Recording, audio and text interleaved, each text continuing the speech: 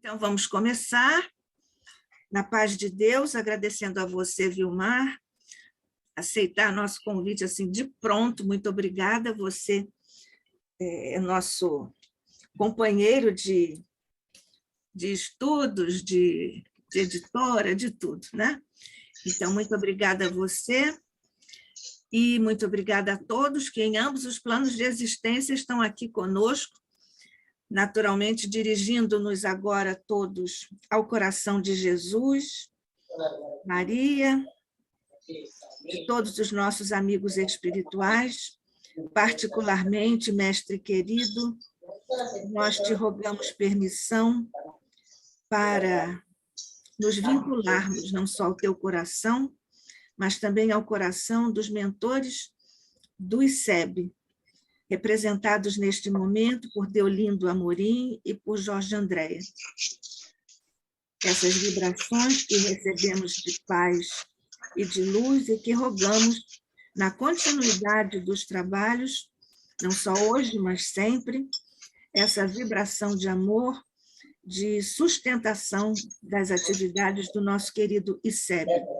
Rogando saúde a José Henrique Rubim, César Reis e a todos nós que estamos aqui, mestre, trabalhando na tua seara, ou pelo menos buscando ser trabalhadores, ainda que modestos, na tua seara. Rogamos as bênçãos especiais e um envolvimento especial para o nosso querido irmão Vilmar Alves Pereira, que vem estar lá, mas está vindo pelas ondas, lá em Rio Grande, no Rio Grande do Sul. Que a tua paz e a tua luz nos envolvam a todos, hoje e sempre. Que assim seja. Nós estamos, então, recebendo mesmo, já está aqui conosco o Vilmar Alves Pereira, nós vamos apresentá-lo. O Vilmar é filósofo, educador ambiental popular, professor da Universidade Internacional Ibero-Americana, UNINE, nos programas de doutorado em projetos, México, e doutorado em educação, Porto Rico. Professor colaborador na Universidade Estadual do Oeste do Paraná, no programa de pós-graduação em desenvolvimento rural sustentável. Pesquisador sobre os fundamentos da educação ambiental, com bolsa de produtividade do Conselho Nacional de Desenvolvimento Científico e Tecnológico, CNPq, nível 2 em educação. Ele é coordenador adjunto da Rede Internacional de Pesquisa Resiliência Climática, integrante da Rede Lusófona de Educação Ambiental, professor colaborador do Ministério de la Educación de Nicarágua, desde 2017, na formação de professores desde o horizonte da educação popular. Tem participado de inúmeras redes e conferências, mesas temáticas a partir da perspectiva da educação ambiental popular, da justiça e injustiças socioambientais na América Latina e Caribe, em diálogo com os povos originários e aprendizados de suas cosmovisões, de onde busca pensar ontoepistemologias ambientais. Autor da teoria Ecologia Cosmocena, como alternativa ao antropoceno, e tem trabalhos de destaques nessa área. O Vilmar trabalha muito, nós já vimos, tem um horário bem ocupado, graças a Deus, mas encontrou esse horário para vir aqui conversar conosco sobre o tema de hoje, que é, na verdade, essa epistemologia, não é isso, o Vilmar? O teu trabalho hoje está nessa linha de educação ambiental. Você tem várias vertentes, não é isso? Então, você vai anunciando aí como é que você vai desenvolver ou sinalizar ou irradiar as suas reflexões por essa... Na verdade, você tem um eixo, mas tem várias vertentes do seu eixo de trabalho.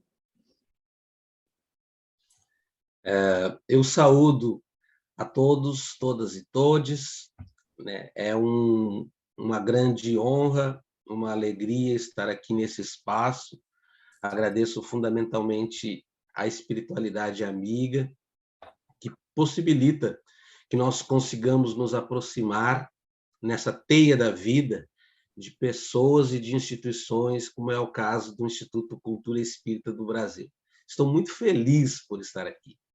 Estou muito radiante por estar aqui, porque considero esse um espaço talvez o mais necessário, que é da nossa evolução e do nosso aprendizado coletivo, do nosso aprendizado em redes. O contexto atual tem demonstrado aquilo que nós já sabíamos. A solução para essa equação das problemáticas atuais se dão em redes. Então, antes de tocar propriamente dito na temática de hoje, é a temática de hoje. Vilmar, só um pouquinho, existe gente aí com o microfone aberto? Já fechei já, professora Nádia. Tá bom, obrigada. Desculpe, a gente nem conseguia ouvir você. Desculpe, Vilmar. Obrigado. Vai falar sobre a psicosfera, reflexões e estímulos para a transformação de pensamentos. Agora já vamos para uma transformação de pensamento aí, porque você tendo que refazer aí a sua... Isso tudo faz parte do nosso processo nessas novas conexões. Isso. Mas dizer, então, de que a gente vai estar desenvolvendo um ciclo de olhares. Hoje conversaremos sobre psicosfera.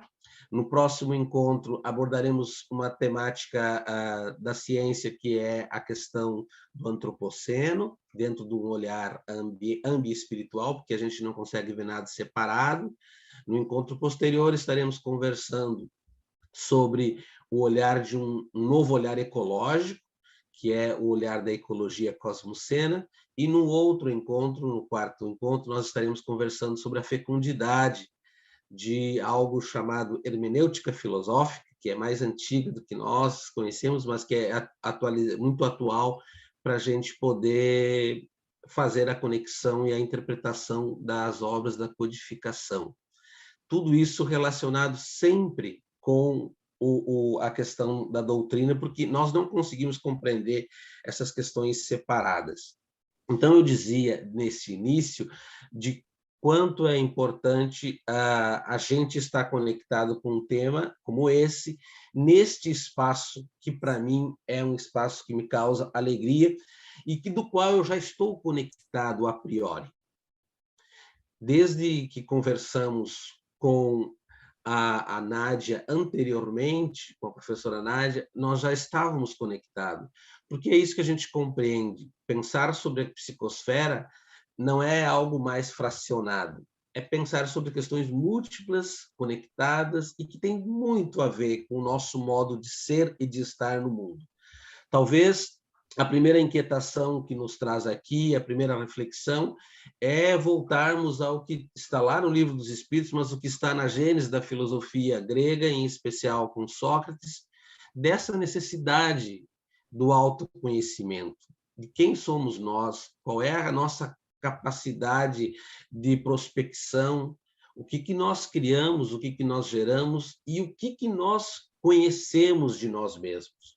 Por isso, o campo da ciência, em especial da filosofia, tem falado nesse momento, vários estudiosos aqui na América Latina e no mundo, dizendo que estamos vivendo um período de redefinição ontológica. Isso significa questionar sobre as grandes questões do ser. E, por incrível que pareça, as grandes questões sobre o sentido do ser estão na doutrina espírita. Né? Então, é um convite, novamente, mediante um cenário de crise, né, de rupturas e de desafios, mas as grandes questões de sentido estão sendo postas. A psicosfera, em nossa compreensão, é apenas mais uma dessas questões, pensar sobre a psicosfera. Mas pensar sobre a psicosfera não é algo externo, é algo extremamente íntimo, interno, que, de certa forma, nos prospecta a pensarmos sobre o nosso DNA espiritual, da nossa condição existencial. O que estou querendo dizer com isso? Estou fazendo menção aqui à questão de número 27 do Livro dos Espíritos, quando Kardec pergunta se haveriam dois elementos que dão origem a tudo. E os espíritos respondem, né? A matéria e o espírito, pergunta Kardec, o espírito e a matéria, e os espíritos respondem a Kardec. primeiro de tudo, a Deus, que é o Pai de todas as coisas.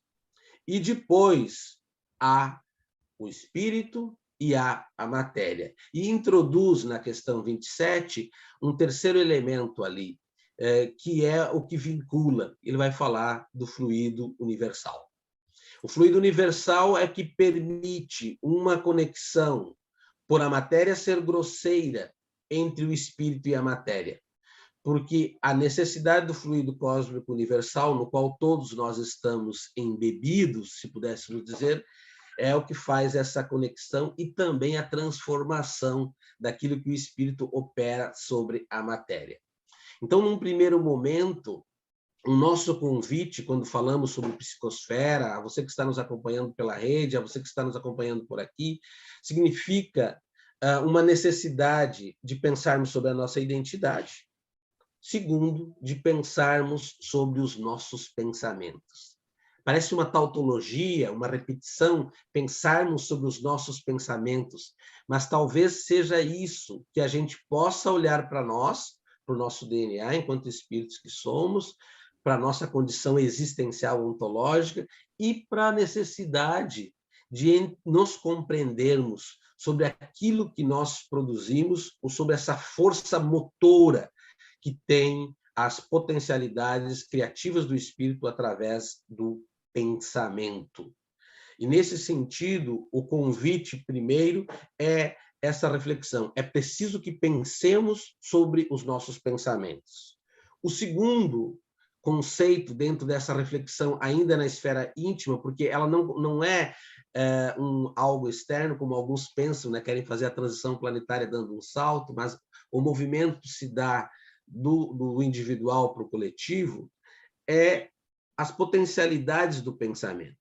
E aqui nós vemos nas obras de André Luiz, aqui nós vemos na obra a qual eu estou me orientando para esta fala, que é a obra do professor Cícero, do Rio Grande do Sul, publicado pela Federação Espírita do Rio Grande do Sul. Um químico que passou a vida inteira trabalhando química e espírita sempre, né? Que interessante. E aí, com o olhar da química, ele consegue trazer talvez uma compreensão muito especial, analisando o conjunto das obras de André Luiz, do que é esse movimento denso, profundo, que merece ser reconhecido como psicosfera. E, nesse sentido, é por ele que nós nos orientamos nessa exposição, e ali a gente tenta, no primeiro momento, fazer uma certa fenomenologia do pensamento. E aí ele vai nos dizer, baseado nesse conjunto das obras do André Luiz, o Cícero vai dizer, pensar é criar matéria.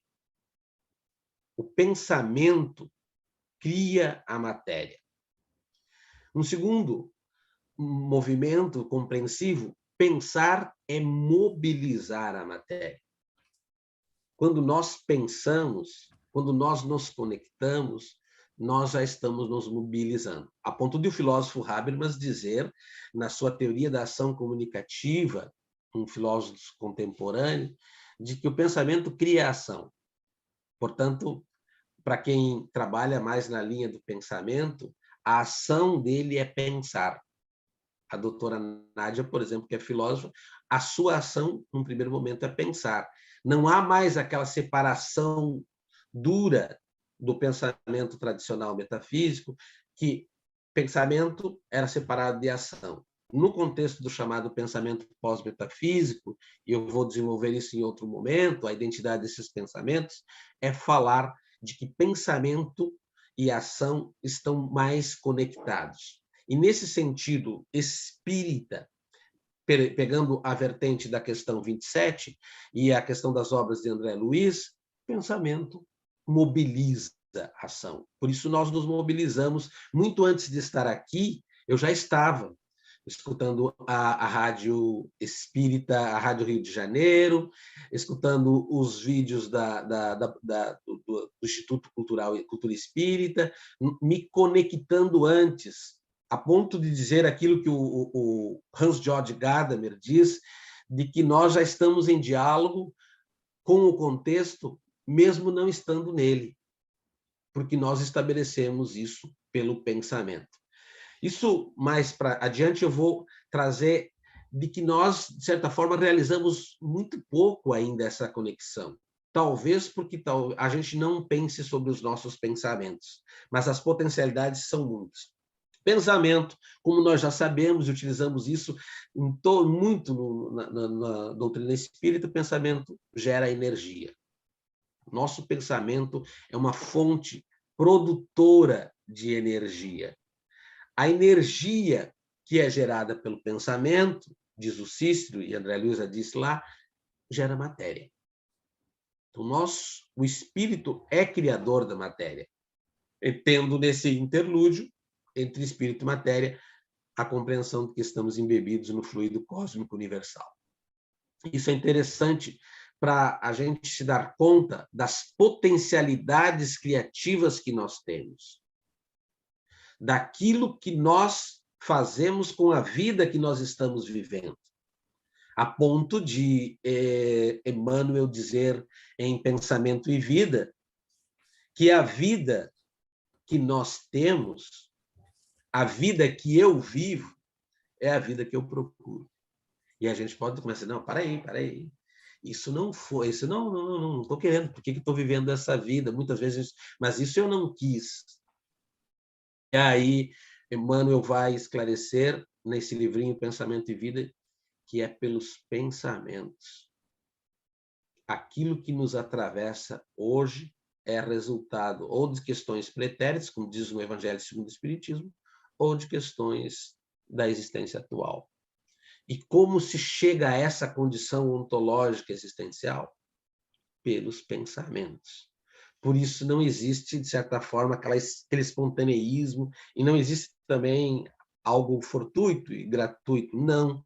Tudo está relacionado com essa potência geradora que é o nosso pensamento, que se expande, se prospecta, e nós podemos nos prospectar muito mais. Eu, dia desses, estava lendo Camille Flammarion, poemas sobre os astros. Olha o nível cósmico que se lançava. Fazia poesia utilizando o diálogo com astrologia. Mas, às vezes, nós somos, segundo a filosofia, do tamanho daquilo que pensamos e do tamanho daquilo que sentimos. Nos colocamos numa redoma tão grande que não conseguimos prospectar um olhar para além do casulo ou do local de onde nós nos encontramos. Experiência dessa, muito significativa, pode ser considerada no contexto do recolhimento pandêmico. Muitas prospecções, muitos voos, muitas viagens. Eu nunca viajei tanto quanto no contexto da pandemia, sem ter ido lá. Eu nunca conectei tantas pessoas. Mediante uma necessidade, nós nos prospectamos para fora. Alguns disseram, não, isso é muito. E aí pegaram a tese do isolamento, que é a tese da lógica do sistema, que isola e que distancia. A tese do recolhimento nos potencializa para uma viagem que nós não estávamos fazendo, mas que é uma viagem que nos coloca para fora de nós e nos lança na direção daquilo que ainda nós podemos. Então, há um conceito de energia que o Cícero trabalha e de matéria que vem se alterando. Se nós quisermos pensar numa perspectiva de maior prospecção, de um olhar mais avançado, de conhecer as nossas potencialidades mais amplas, o Cícero nos diz que o conceito é de energia psi e de matéria psi. O que significa isso do ponto de vista da física quântica? São energias mais leves, matérias mais leves. Para o processo dessa transição e da mobilização desses pensamentos que nós almejamos, é necessário reconhecer isso. Já não se trabalha mais com a densa matéria bruta e não com aquela energia mais pesada. Tudo isso está dentro daquilo que nós ainda podemos. Que nós podemos muito e talvez a gente utilize pouco dentro das potencialidades que nós temos do nosso pensamento. O Espiritismo se torna, nesse olhar da psicosfera, talvez um locus especial, talvez um locus privilegiado, porque nós, e aí começávamos agora há pouco esse encontro aqui, nós utilizamos muito e podemos utilizar muito mais. E quando iniciamos todos os nossos encontros, o que nós dizemos a primeira frase? Elevemos o nosso pensamento. Qual é o recurso que nós utilizamos? Primeiro, elevemos o nosso pensamento. E aí fica mais interessante pensar, então, nessas possibilidades que nós temos. Algumas reflexões iniciais que sempre são oportunas. Que matéria eu irradio em meu pensamento? Se pensamento produz matéria, o que eu estou irradiando? Aí, às vezes, a gente não conheça, às vezes a gente faz isso espontaneamente, às vezes nós não nos damos conta. Uma segunda pergunta: o que eu gosto de alimentar no meu pensamento? Aqueles pensamentos recorrentes, que, de certa forma, eu coloco isso entre aspas, se naturalizam. Isso não faz mais parte da minha idade, eu não consigo, eu não posso, isso não é mais para mim. E aí vai se a gente quiser puxar, um rosário de pensamentos e de afirmações. Chamo atenção para que nos chamava atenção Eurípides Barçanufo. Os espíritas não podem engrossar as fileiras do pessimismo. O espírita cristão não pode engrossar as fileiras do pessimismo. E por que esse convite? Por que essa invitação? Porque é da natureza do espírita que, conhecendo essas potencialidades todas, não se permita a desesperança. Pois eu volto a este argumento. O que ocorre se eu não percebo as energias que me cercam? Isso talvez é uma das questões muito caras que merecem ser refletidas quando estamos trabalhando com a questão do pensamento. Aquilo que nos atravessa é nosso ou não? E aí, se for para o terreno da mediunidade, amplia-se mais ainda. E um grande amigo meu me ensinou: aprenda a definir o que é teu do que não é teu. Aprenda a fazer uma seleção daquilo que é teu, de uma autoavaliação daquilo que é seu, daquilo que não é seu. E, nesse sentido, se nós não sabemos, muitas vezes podemos facilmente cair no canto da sereia quando não nos damos conta das energias e dos pensamentos que nos atravessam e, por vezes, vão fazendo morada lentamente e até criando algumas enfermidades. Está lá na obra das Dores da Alma que as enfermidades psíquicas emergem primeiro, físicas emergem primeiro no espírito. As Dores da Alma mostra isso. Que matéria eu estou gerando ao redor de mim? Mas eu não sei. Pergunta para as pessoas que convivem contigo. Que matéria nós estamos gerando ao nosso redor? Porque aqueles que convivem com a gente, eles sabem com a gente. E tem até os adjetivos. Tu está muito azedo hoje, na linguagem popular. Você está bem. Mas eles sabem de nós. Mas nós temos que nos perguntar: que condutor de energia sou eu? Que fonte criadora, enquanto espírito imortal que sou, eu estou desempenhando? Qual é o resultado daquilo que eu estou mobilizando? Então, naquele horizonte das lamentações, da desesperança, do medo, da vitimização, são sim criações, segundo Cícero, ele vai nos mostrar. São criações do espírito, usa o fluido cósmico e traduz isso muito em matérias. Alguns movimentos interessantes que ocorreram nesse período e que podem ocorrer, e para mim tem me ocorrido no período pandêmico, para não cair na lógica da desesperança. tendo por referência a assertiva do Barça Novo. Primeiro momento, nós nos reunimos numa das casas espíritas que eu trabalho, Centro Espírita Casa da Redenção, em Caxias do Sul, e a que eu estou radicado é Sociedade Espírita de Rio Grande, no estado do Rio Grande do Sul, a 6ª casa mais antiga do país. Na Sociedade Espírita, no Centro Espírita lá de Caxias do Sul, nós sentimos a necessidade no início da pandemia de estudar o Evangelho e lemos Boa Nova do Evangelho. Criamos um grupo chamado Leituras Espíritas, vamos estudar o Evangelho primitivo ali que vem na Boa Nova do Evangelho. Fantástico. Segundo movimento, participo de um grupo nesse momento, por necessidade existencial ontológica, de adventistas, onde estudo semanalmente os Atos dos Apóstolos. Porque os Atos dos Apóstolos os primeiros cristãos que estavam desamparados e precisavam buscar a perspectiva de esperança a partir da necessidade de se redefinir ontologicamente, existencialmente. E é uma maravilha, porque ali eles estavam distantes, mas ao mesmo tempo tinham que testemunhar. E ao mesmo tempo recebiam, entre aspas, recebiam as bênçãos e todo o amparo espiritual.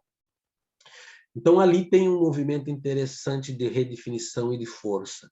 E um outro movimento que nós fizemos, de leituras espíritas, foi ler o No Rumo do Mundo da Regeneração. Em 8 meses, toda semana nos reunimos e lemos para avaliar este momento e buscar a desenvolver bons pensamentos ou pensamentos compreensivos. E agora estamos estudando Ilumina-te, uma vez por semana, um texto de Joana, que é fantástico, porque nos convida à reflexão interna. Isso tem sido muito especial. Então, nós, espíritas, temos múltiplos, e eu vejo milhares de movimentos sendo realizados nessa busca de redefinição, nessa busca de criação de sentido. Tudo o que nós pensamos tem um sentido moral, diz o Cícero. Aí é uma questão interessante, porque não existe neutralidade. Então, a pessoa diz, mas o que você está pensando? Eu pergunto. Eu não estou pensando nada. Não existe o nada. A ontologia de Martin Heidegger diz que o nada já é alguma coisa. Se você quer pegar uma compreensão espírita, vamos lá para o Céu e Inferno, onde um daqueles espíritas, sofredores, que após ter cometido o triste ato do suicídio, ele diz na sua narrativa que ele pensou que ao se suicidar não existiria o nada. E ele descobre que o nada não existe. Então, essa questão de dizer, eu estou pensando nada. Não. Alguma coisa nós estamos pensando. E o que nós pensamos é gerador de algum dispositivo. Portanto, o nosso pensamento sempre está vinculado a uma dimensão moral. Eu estou pensando e o que eu estou pensando tem uma correspondência.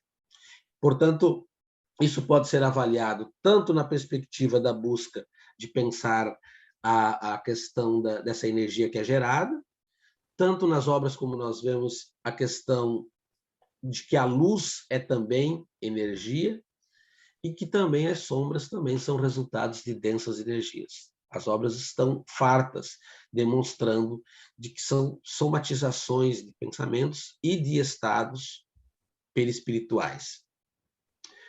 Essa ampla mobilização de energia individual, ela expressa o nosso halo energético. Esse é o termo que o Cícero utiliza e que já está nas obras de André Luiz.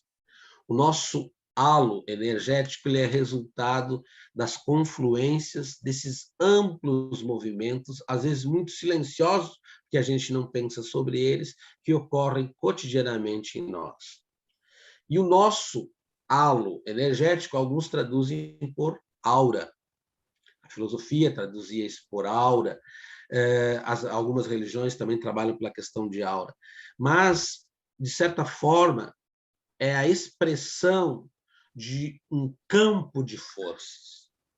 Então, falar em psicosfera é reconhecer a existência de um campo de forças. Esse campo de força, esse halo energético, é resultado da produção dos nossos pensamentos e dos nossos sentimentos. Porque o pensamento ocidental, ele cometeu alguns equívocos quando identificou, desde Aristóteles, que o homem, por ser um animal racional, e pegou muito forte na tradição ocidental a ideia de que o homem é um animal racional e se deixou de lado as questões dos sentimentos. Edgar Morin, entre tantos outros pensadores mais contemporâneos, nós somos humanos não apenas porque pensamos, somos humanos porque sentimos.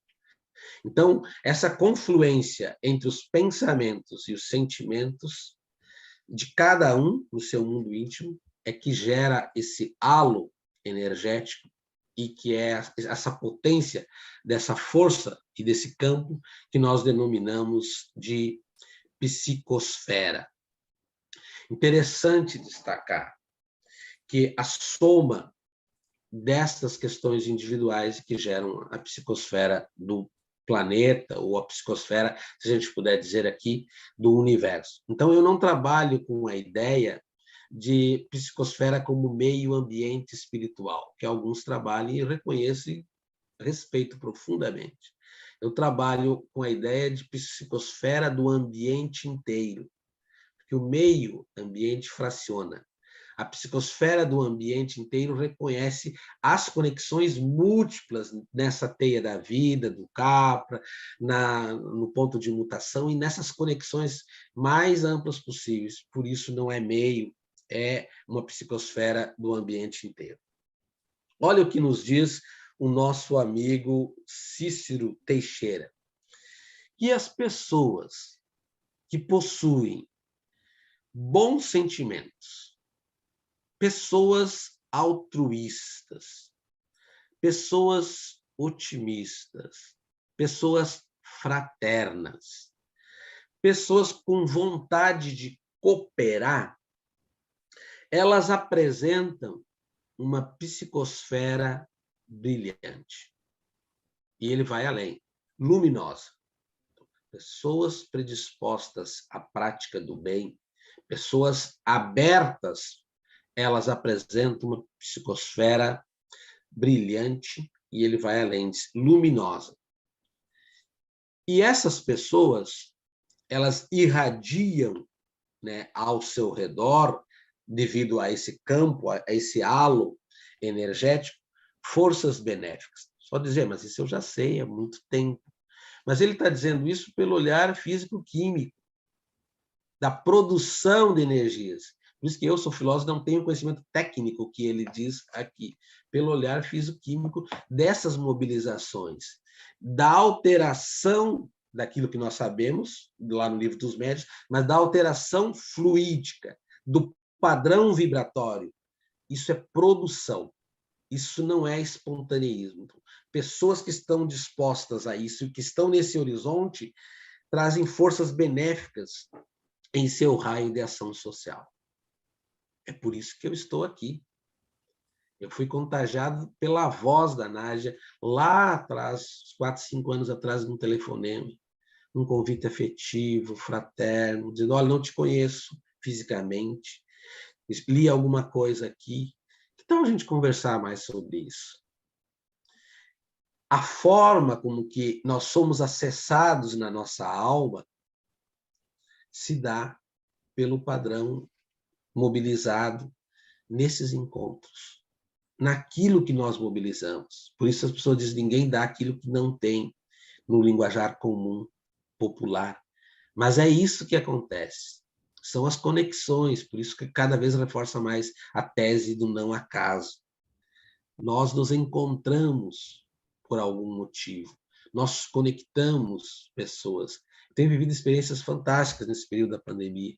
Tenho orientado estudantes da Colômbia, do Chile, e eu vou na formatura deles sem ter nunca, um deles esse dia defendeu, sem ter nunca a gente ter se encontrado fisicamente. Tudo pelas redes sociais.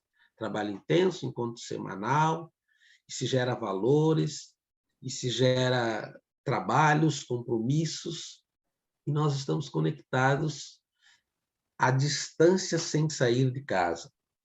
É bom, e Joana vai dizer lá, o uso das redes sociais, ela vai dizer lá no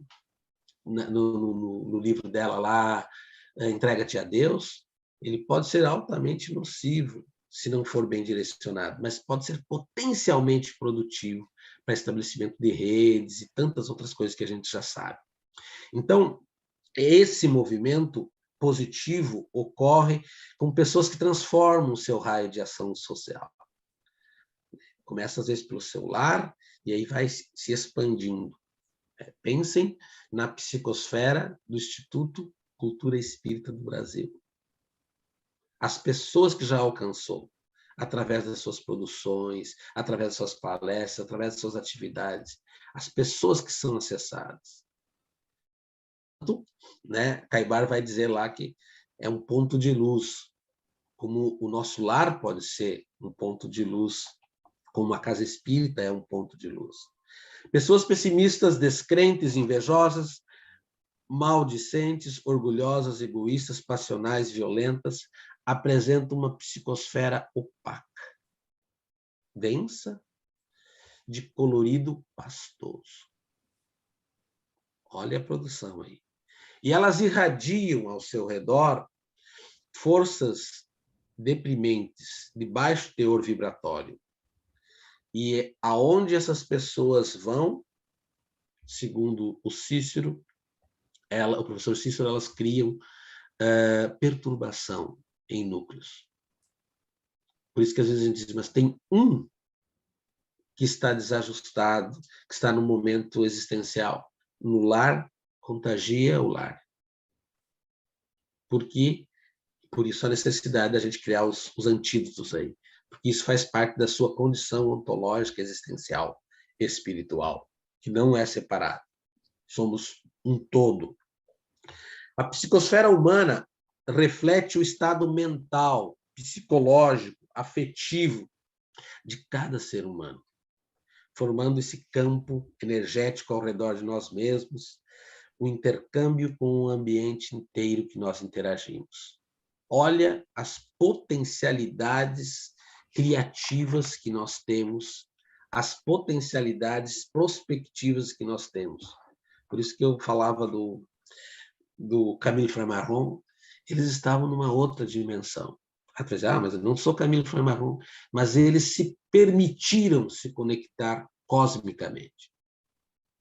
O nosso olhar encolhido e limitado, às vezes muito preso à matéria, nos tira essas possibilidades de pensarmos em que o espírito pode. Né? Há uma leitura que diz, olha, a gente consegue perceber ainda muito pouco do que nós podemos. E, nesse sentido, está no nosso desenvolvimento. Alguns desafios de pensarmos a psicosfera no contexto da transição. Tem muita coisa sobre esse assunto, mas eu quero trazer alguns desafios. Um primeiro é compreender aquela compreensão que nós já temos no espírito, na doutrina espírita, já está sedimentada, mas a gente ainda às vezes tem dificuldade e exige, às vezes, no nosso cotidiano, esses saltos quânticos que a natureza não dá. E aí, às vezes, a gente almeja essa transição, né? Muitas pessoas, mas não estava na transição, que a gente chegou até a marcar datas. Como é que veio tudo isso? E aí a gente vai percebendo, pela análise da psicosfera, que se a psicosfera do planeta é a expressão dos nossos estados íntimos, individuais, e que se transforma no coletivo, a transição não vai saltar. Mas ela é necessária e pode, mas ela não vai ser um salto. E aí alguns desafios assim para entender esses movimentos que não são de agora. Joana de Ângeles já coloca em 1974, na obra Após a Tempestade, onde ela fala de poluição e psicosfera, mostrando que essa separação que a gente faz material está dentro do nosso contexto, que nós não enxergamos. Mas hoje a gente já ouve falar assim, aquela pessoa é tóxica. As conexões espírito-matéria são muito mais próximas. E os nossos pensamentos geram, sim, a limpeza dos ambientes. E aí a gente reconhece isso, inclusive, no movimento que aconteceu e está acontecendo na pandemia, está na obra, no Mundo do Rumo, Mundo de Regeneração, mostrando como os espíritos utilizam reuniões em copas de árvores, aproveitam do ar, reuniões, eu fiquei todo empolgado, né? Eu moro aqui a 4 quadras de uma praia no extremo sul do Brasil, que era uma reunião com o nosso Spinelli e com os espíritos de Skoll, descrito na obra no Mundo da Regeneração, que estavam discutindo na beira de uma praia. Era meia-noite. Eles descrevem a densidade acinzentada da cidade e a necessidade de tomar ações bem ali no início da pandemia. Então, essas mudanças de contexto fluídico está relacionado onde a limpeza, o tóxico, está profundamente relacionado com a questão do pensamento. Por isso que Joana vai falar lá de poluição e psicosfera. André Trigueiro vai fazer isso no Ecologia e Espiritismo, demonstrando, sim, o modo de viver na sociedade do consumo, do apego à matéria. De certa forma, nós cristalizamos nos objetos a nossa forma de pensar e podemos gerar saúde e podemos gerar enfermidades. Hermance vai dizer de que 3 coisas atrapalham o progresso do espírito aqui e no pós-túmulo, a saber, a autoculpa, a ausência de perdão e mágoa. E aí ela abre o que é mágoa. Mágoa é a má água, é a água aquela que está parada. Geram, segundo Hermance, enfermidades físicas, e aí ela descreve as somatizações físicas, úlceras, pedras dos rins e algumas outras questões, câncer, e geram enfermidades que ficam marcadas no perispírito. E aí ela dá alternativas. Como trabalhar com mágoa, autoculpa e ausência de perdão. Autoamor, perdão ilimitado, né? E se livrar da questão da mágoa. Mágoa é uma das questões mais difíceis. Então, de certa forma, nós somos convidados, quando pensamos na psicosfera, e reconhecendo todas as potencialidades do halo energético, enquanto espíritas que somos, nós somos convidados a definir um horizonte do que a gente denomina de qualidade de vida espiritual. Porque a gente já não vê isso mais separado. Se, com as nossas limitações do corpo, a gente já pensa em qualidade de vida, pensar nessa mudança da psicosfera, pensar na qualidade de vida espiritual. O Cícero descreve, eu só vou listar aqui, não vou desenvolver, mas o Cícero descreve 10 ou 12 tipos de psicosfera. 10, eu acrescentei mais 2, de compreensões do alcance da psicosfera na obra. Ele descreve uma psicosfera humana nas múltiplas relações. A psicosfera está presente nessas múltiplas relações desde já. Ele, trazendo para o terreno espírito, ele considera que é fundamental o reconhecimento da psicosfera nas relações com a mediunidade. A mediunidade é um campo de grande investigação para a construção e para o conhecimento, para o nosso autoconhecimento da psicosfera. Alterações de humor. Eu tenho um amigo que na sexta-feira ele trabalhava na desobsessão, ele diz: a minha esposa já sabe que na sexta-feira eu fico mais irritado.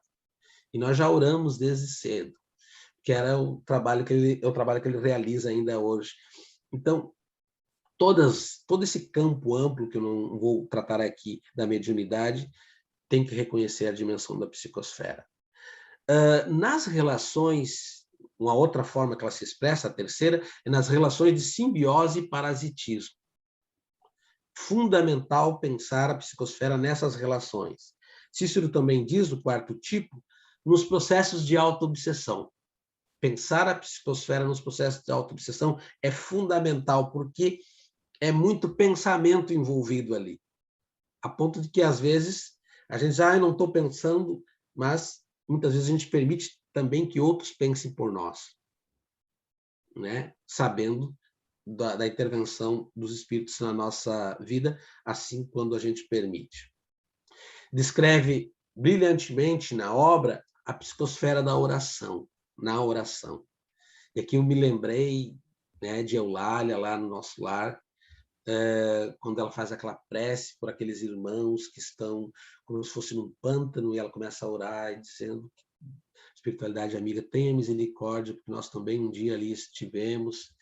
E após a prece, eles começam, diz o texto de André Luiz, se mobilizar. Alguns rastejos saem como uma espécie de múmias daquele pântano e cai sobre eles, no momento da prece, uma espécie de orvalho. Transformação fluídica, potente da prece. Uma outra parte que me chamou muita atenção é a introdução de Nas Fronteiras da Loucura, onde há uma avó orando por sua neta no quarto, e ela diz: venerado doutor Bezerra de Menezes, médico dos pobres e dos humildes, eu te suplico pela minha neta, e faz aquela prece, e Filomeno narra de forma brilhante. Nada mais, nada menos, quem vai atendê-la é o doutor Bezerra de Menezes. Ela está próxima da cama. A descrição do Filomeno é que uma luz azul violácea, no momento da prece, está próxima à sua cabeça, e logo depois da prece ela adormece. E o doutor Bezerra vai e diz para ela: seu pedido foi atendido. Carnaval de 1900, não sei se é 92 ou 82, Nas Fronteiras da Loucura.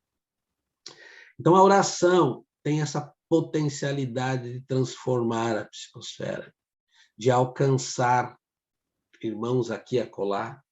Os trabalhos mediúnicos, quantas vezes eles nos dizem: eu estava lá, a região era sombria, e de repente eu me lembrei e fiz um pedido para Deus, e alguém chegou lá e me fez o primeiro socorro. Ou alguém orou para mim. A mudança fluídica é a potencialidade da oração. Um outro exemplo, no Rumo do Mundo de Regeneração, Filomeno nos conta no início da pandemia, as primeiras pessoas que estavam sabendo da notícia. Ele dá 2 exemplos. Um exemplo, o médico começou a chamar e começou a informar: você está com contágio do vírus, Covid-19. E muitas pessoas entrando em desespero total. Ele descreve a cena daquele hospital. E ele descreve também um homem, aproximadamente de 50, 60 anos, parece que foi isso, e esse homem, quando ele soube da notícia que estava com o vírus, a primeira coisa que ele fez, ele orou. E ele teve a serenidade para a continuidade dali em diante. A oração possibilitou a ele condições existenciais, ontológicas, espirituais, para que ele não caísse em desespero. E recebeu um amparo. É lindo ver, por um lado, assim, a obra da espiritualidade atuando em pleno contexto pandêmico, no socorro, e a potencialidade da oração nesse sentido. Aqui a gente poderia continuar muitas coisas. A psicosfera ambiental, que Cícero descreve, é o 6º tipo, ele trabalha, então, das nossas múltiplas conexões dos humanos com os não humanos. E aqui é um vasto campo que eu venho investigando na América Latina sobre os direitos da natureza. Há estudos ampliados demonstrando, como a gente vê nas constituições latinas novas aí da Bolívia, agora o Chile também, de que reconhece que a Madre Tierra é um sujeito de direito, que o rio dialoga com a gente, pegando a linguagem da chamada hermenêutica, que tudo está em diálogo, que há outras linguagens, senão a linguagem da fala, que há outras formas de diálogo que estão em permanente diálogo conosco. E aí eu lendo No Rumo do Mundo da Regeneração, eu vendo ali quanto a espiritualidade utiliza disso. Um exemplo lindo, uma reunião que eles fizeram no centro da Amazônia, no centro da Amazônia, no interior da Amazônia, era de noite, uma noite enluarada, reuniram ali as grandes autoridades espirituais do planeta para decisões sobre os povos tradicionais, mas sobre o país. Foram lá buscar fonte de energia. Aquela reunião que eles descrevem na copa de uma árvore, numa noite enluarada, é poética, mas, ao mesmo tempo, demonstram o quanto eles utilizam bem.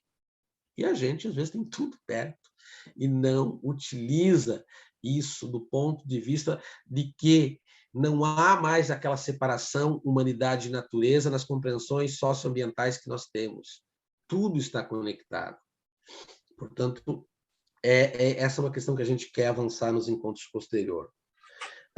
Ele fala também, então, da psicosfera terrestre, fala de uma psicosfera humana em casos de animismo, fala da psicosfera com a potencialidade da higiene da nossa saúde mental, espiritual, fala da beleza e do engrandecimento da psicosfera do evangelho no lar, reforçando tudo aquilo que nós já tínhamos visto, que nós já sabíamos, que contagia não só a nossa quadra, mas o ambiente inteiro. E agora, talvez, se a gente pudesse fazer, e eu não ainda vi estudo sobre, tenho curiosidade, de algum estudo demonstrando as conexões potentes que nós realizamos quando o Centro Espírita fechou a tribuna e quando nos conectamos pelas redes sociais, como está acontecendo aqui.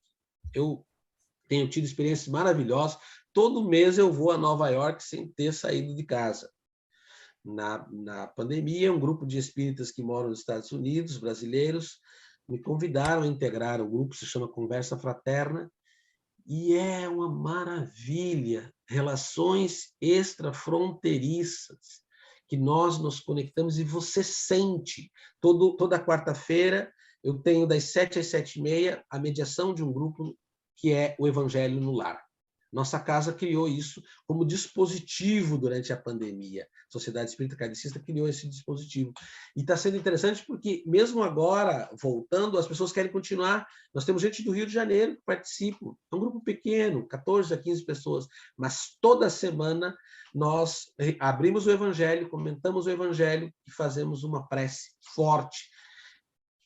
Então, nós temos esses recursos. E aí, temos irmãos nossos que estão sofrendo muito, porque não tem mais a tribuna, como eles queriam naquelas condições. Eu não estou dizendo que uma coisa vem e outra não, é uma ou outra. Não, estou dizendo que nós podemos estar aproveitando. Eu tenho a compreensão, e temos experienciado coletivamente isso, não é uma compreensão individual, de que a nossa casa ela se transforma um esteio da casa espírita nessas reuniões que nós realizamos.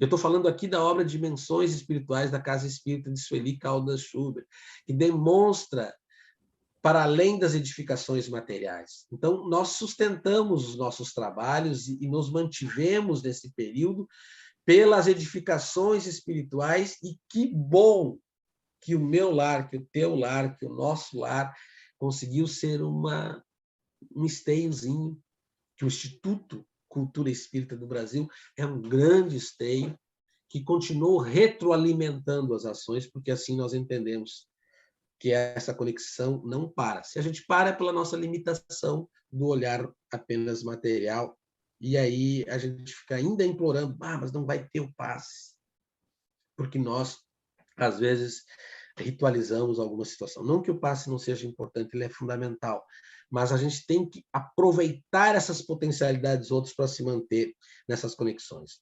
Para mim, ir fazendo os encaminhamentos, eu coloquei mais duas, né? A psicosfera da pandemia, e eu só quero ler uma frase com autorização de vocês sobre o impacto que a Terra sofreu com a pandemia, e é a primeira frase que o Filomeno traz no capítulo 1. Olha o que ele diz, como os espíritos estavam vendo a psicosfera da Terra quando do anúncio da pandemia Covid-19.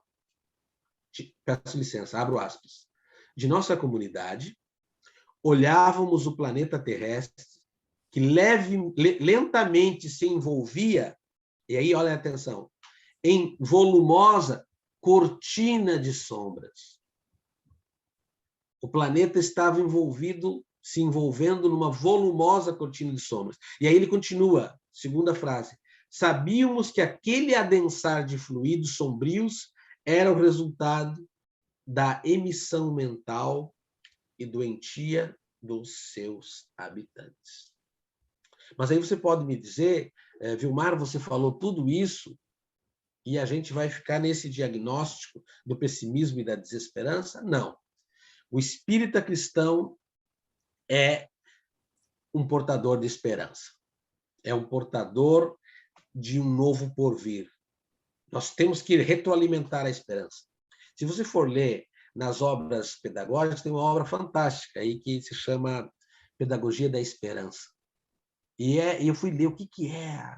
Escrevemos até uma obra coletiva em 2020 sobre Ontologia da Esperança, o nome da obra. Mas eu fui baseado nessa obra Pedagogia da Esperança. O que é a esperança? Aí o Paulo Freire vai dizer que a esperança é uma condição ontológica do ser humano e que a desesperança é uma patologia. O que significa isso? Faz parte do teu ser existencial ser esperançoso. Se você está desesperançoso, você está num estado patológico. A esperança é parte integrante da tua condição ontológica. A desesperança é uma patologia.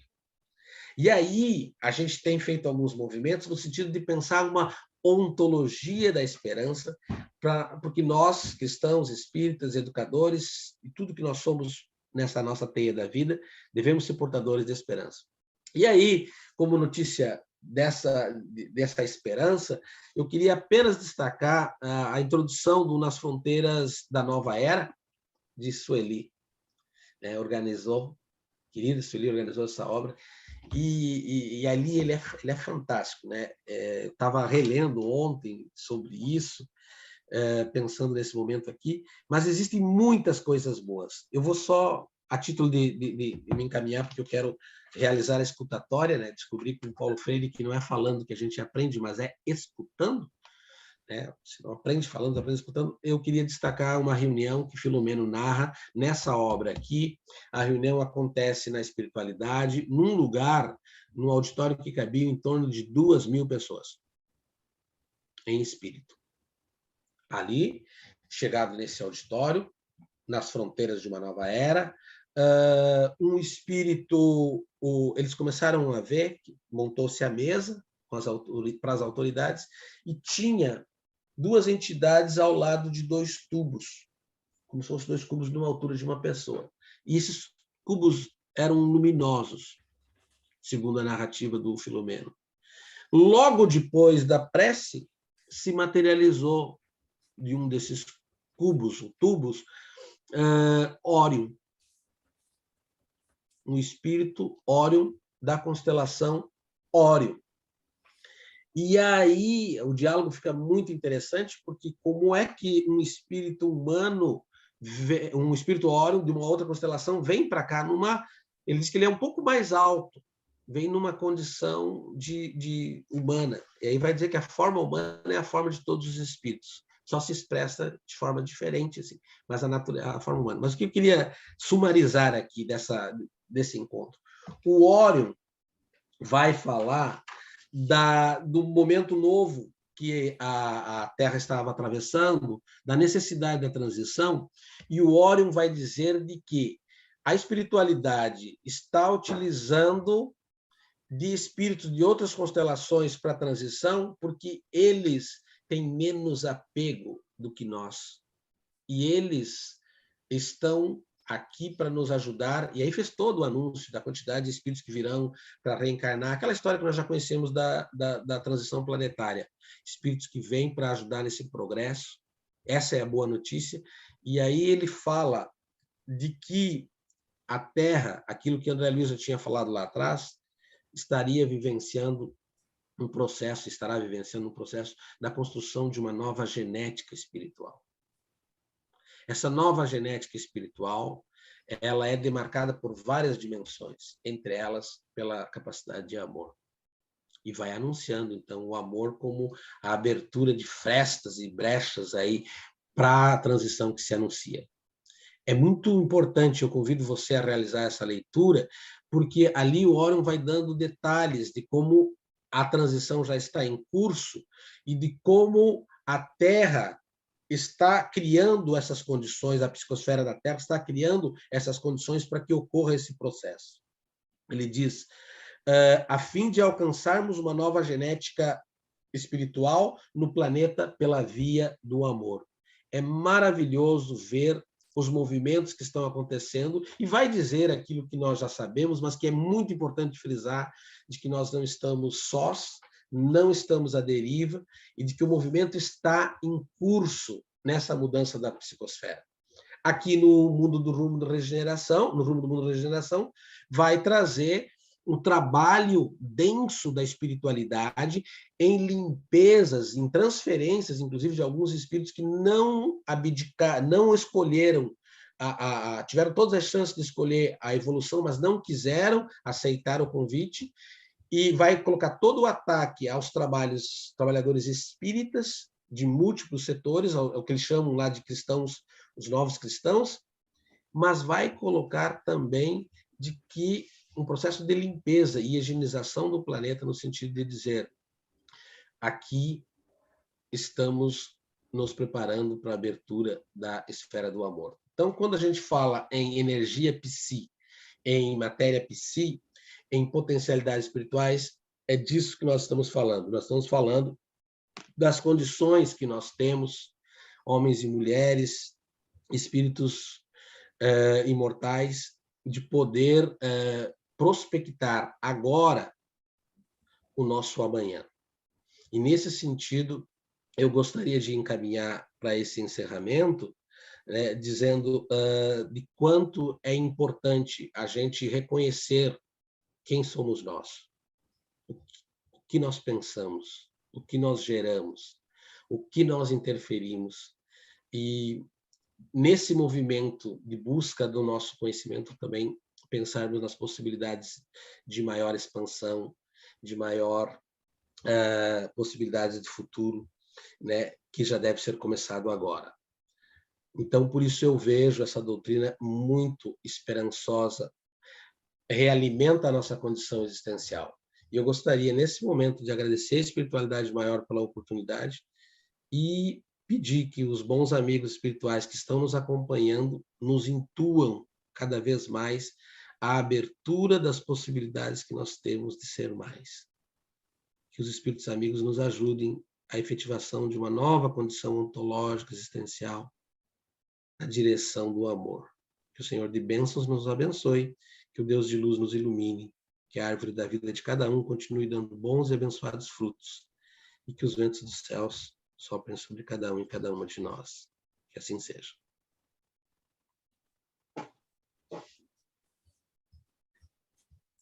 Obrigada, Vilmar, por esse passeio na ontologia e da psicosfera. Eu queria só que você me dissesse qual é a segunda psicosfera que o Cícero menciona, que eu perdi aqui. A psicosfera na mediunidade. Tá. Psicosfera e mediunidade ele trabalha assim. Tá certo. Bem, nós temos aqui algumas participações. Nós temos aqui o cumprimento da Tereza. Tereza é a revisora da nossa revista, viu? O Vilmar já escreveu para a nossa revista. A Tereza diz, parabéns pela interessantíssima palestra. Quero também manifestar a minha alegria ao ver César Reis de volta. Eu também, mas falei com ele, ele não me deu bola, viu, Tereza? Não me respondeu. Mas ele estava aí. Então, nós temos aqui algumas participações do Paulo de Filipe, E depois eu tenho também aqui umas observaçõezinhas. O Hegel está no trabalho, ele chegou e saiu, pediu desculpas porque estava com o microfone aberto naquele momento. A Galaxy A11 também saiu porque tem um tratamento de fisioterapia para fazer. Falou nele, olha ele de volta aí, o Hegel. Seu conterrâneo, viu, Vilmar? Olha, prazer. Bom, então, o Paulo de Felipe, o Vilmar, ele diz, prezado Vilmar, pelo que entendo, Deus criou o espírito e o fluido cósmico. E, às vezes nós dizemos cósmico universal, mas nós sabemos que é uma redundância, né? Sim. Segundo a questão, é um capítulo todo ali do Livro dos Espíritos, que é Espírito e Matéria, né? Eu mencionei aqui a questão 27 apenas, que ele diz, né, Deus criou... Quais são os elementos? A pergunta é, seriam esses dois elementos que dão origem a tudo, os princípios da vida e, enfim, de tudo que existe? Aí ele vai dizer, acima de tudo, Deus. Então, Deus é o Criador. Mas o espírito é co-criador nessa compreensão. Só que ele não realiza esse contato direto com a matéria, porque a matéria ainda é grosseira. Então, de certa forma, como a gente estuda lá na Gênesis, não é questão de escolher, nós desde já estamos embebidos no fluido cósmico universal. Por isso que, ao natural, nós já mobilizamos. E talvez a gente não saiba o que a gente mobiliza e o que a gente projeta, né? Por isso que todo esse campo fantástico da psicologia, que trabalha com a questão das somatizações, elas trazem para a gente amplas compreensões de que, às vezes, aquilo que nós estamos, de certa forma, vivenciando ou experienciando são consequências de um processo mental, sentimental, espiritual, que está tudo junto ali. Então, o autor das coisas é sábio em tudo, a ponto de de dar ao espírito essas possibilidades expansivas, né? E a gente vai gerando. Ali eu estava lendo bastante coisa nesse período, assim, mostrando a forma densa que a gente intervém nos espaços. Por isso que, às vezes, uma palavra, às vezes um gesto, às vezes um mero sinal, ele pode mudar toda uma condição existencial de uma criatura humana. Às vezes um eu te amo ou me perdoe, né, num contexto tal, um olhar, ele pode trazer uma pessoa e prospectar uma pessoa, e isso, para quem é espírita, e os espíritas, na minha compreensão, são educadores, às vezes a gente nem se dá conta disso. Quantas são as pessoas que dizem, olha, um dia eu escutei uma fala da Rosa, uma fala da Nádia, e você não sabe, aquela fala me lançou para algumas outras coisas. Então, a potencialidade que nós temos nesse sentido de criar o dispositivo, não só para nós, na nossa esfera íntima, mas também de disseminar esse outro mundo possível.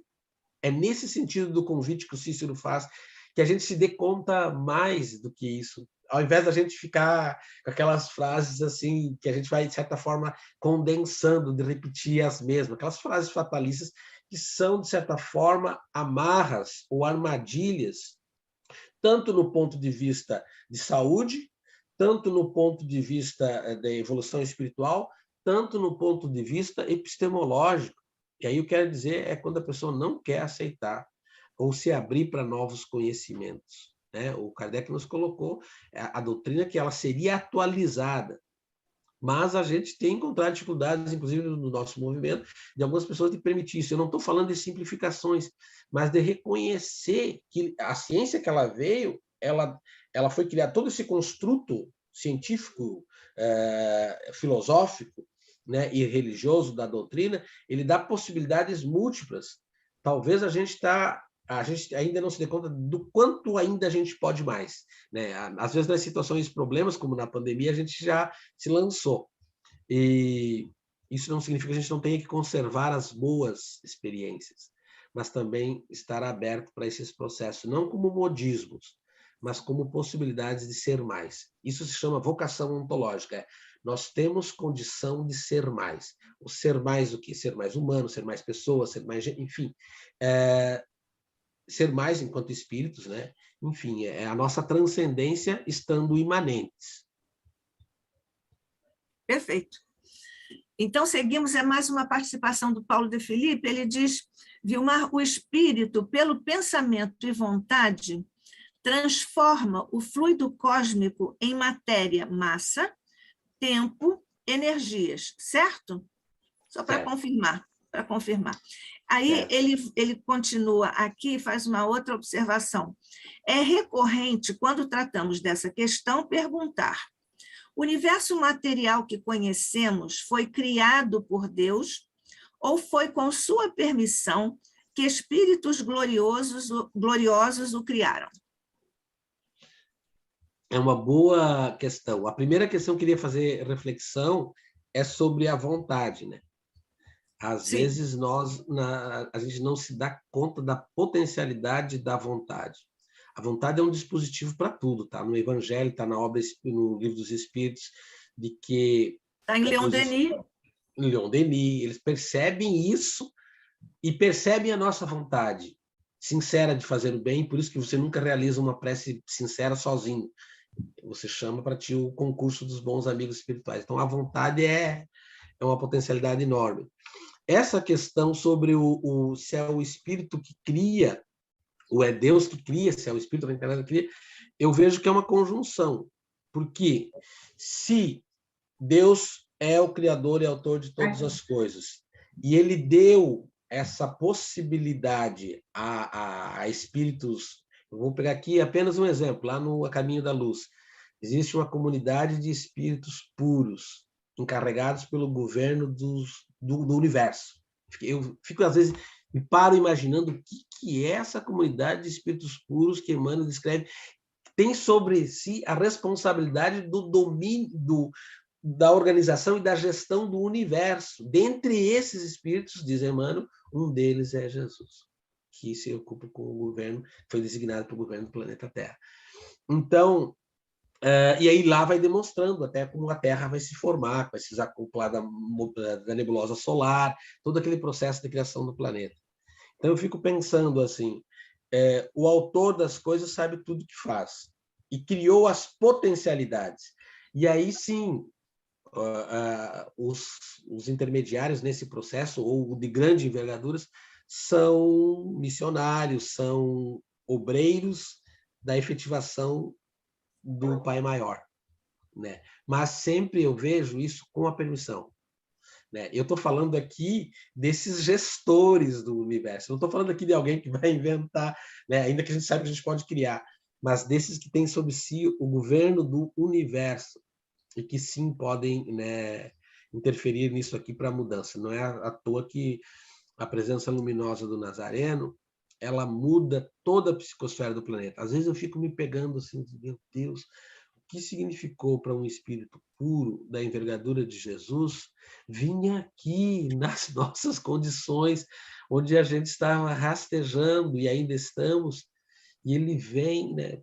Por isso que algumas pessoas não entendem por que ele acessava direto a alma da gente, pelo nível que se encontrava, né? E que se encontra porque ele disse que não, eu vou para o Pai, mas não vos deixarei órfãos, né? Então, essas potencialidades e esse amparo dessa orquestra maior tem o maestro, mas junto a ele estão esses co-criadores, na minha compreensão. Talvez seja limitada.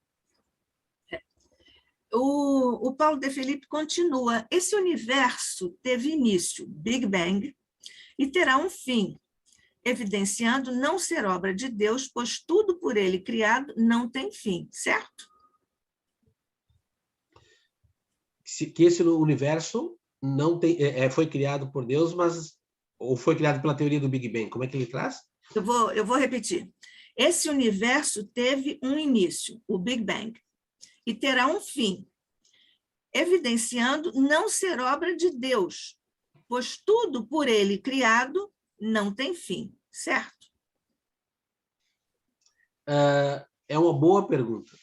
Se fosse aqui no idioma gauchês, eu diria assim: agora você me apertou sem me abraçar, né?